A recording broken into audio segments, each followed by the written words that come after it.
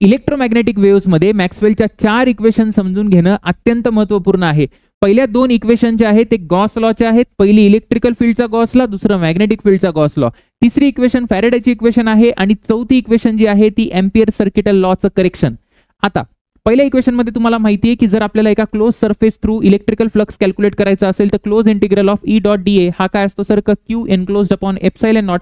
इथे क्यू काय आहे तर त्या टोटल सरफेस एरियाच्या आतमधला चार्ज आहे. तसंच जर मी मॅग्नेटिक इंटिग्रल घेतला एरियाच्या टर्म्स मध्ये तर close integral of B dot D A केला तर तो 0 येतो. का 0 येतो? कारण कुठल्याही क्लोज सरफेसच्या आतमध्ये नॉर्थ आणि साऊथ दोन्ही पोल्स एक्झिस्ट करतील, इंडिव्हिज्युअल साऊथ किंवा नॉर्थ एक्झिस्ट करत नाही. सो टोटल मॅग्नेटिक चार्ज 0 झालेला आहे. तिसऱ्या इक्वेशन मध्ये मला हे दिसतं की जर एखाद्या क्लोज लूप मध्ये आपण मॅग्नेटिक फ्लक्स चेंज केला विथ रिस्पेक्ट टू टाइम तर तिथे इलेक्ट्रिक फील्ड प्रोड्यूस होते. सर ही इक्वेशन कशी आली? तर तुम्हाला माहिती आहे की rate of change of magnetic flux is equal to असतं डीव्ही म्हणजे चेंज इन पोटेन्शियल डिफरन्स. आता डीव्ही ला तुम्ही लिहू शकता ई इंटू डीएल. तर तसंच ती इक्वेशन आलेली आहे. हा मायनस साइन काय इंडिकेट करतो सर की ही जी इलेक्ट्रिक फील्ड आहे यातून उत्पन्न होणारा जो करंट आहे तो असा असेल की या मॅग्नेटिक फ्लक्सच्या चेंज होणाऱ्या कॉजला म्हणजे त्या कारणाला अपोज करेल.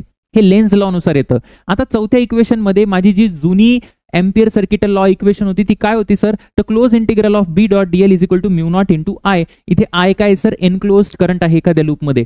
पण मॅक्सवेलचं म्हणणं असं पडलं की जर मॅग्नेटिक फ्लक्स चेंज केल्यावर इलेक्ट्रिक फील्ड निर्माण होऊ शकते तर इलेक्ट्रिक फ्लक्स चेंज केल्यावर मॅग्नेटिक फील्ड का निर्माण होऊ शकत नाही?